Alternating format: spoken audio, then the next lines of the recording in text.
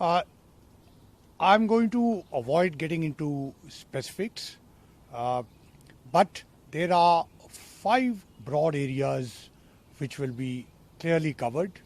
One, of course, is defense and strategic cooperation, which will be adequately reflected. Second is healthcare partnership and different aspects of that. We have just gone through the COVID and we can see that there is much more collaboration on affordable healthcare and affordable vaccines, medicines, etc. Third will be technology, and that is correlated with digital, startup, innovation, all interlinked. Fourth will be environment, energy, renewables. And finally, knowledge and education partnership. Again, which is a very, very critical area, and it also gets reflected in skill development, which is an important objective of the Prime Minister, and number of schemes are being implemented in India. As far as these areas are concerned, I think important ingredients on the base are that they are all people-oriented and development-oriented.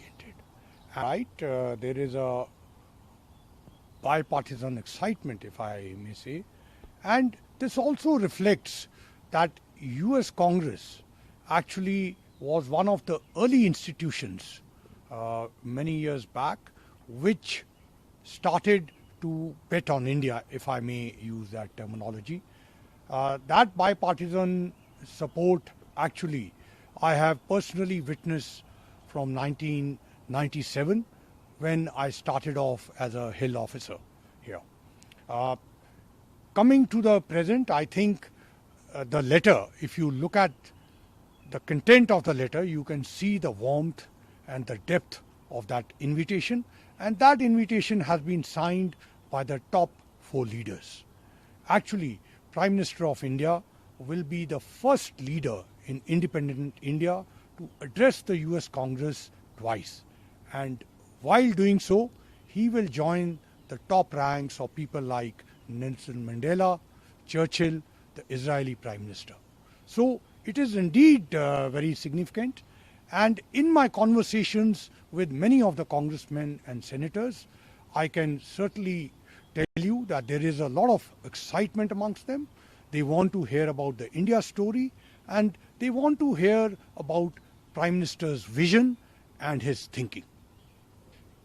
So the transformation to the tech partnership, which in fact today itself we have the US NSA, Jake Sullivan in India, and he has spoken about it.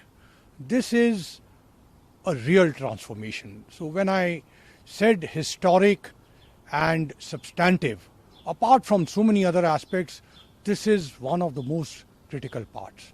And it reflects 15 years ago, we just wouldn't have thought about it. But today, we are talking about the stuff which was unimaginable if one was looking back at 1997, even 2000, or even after that. So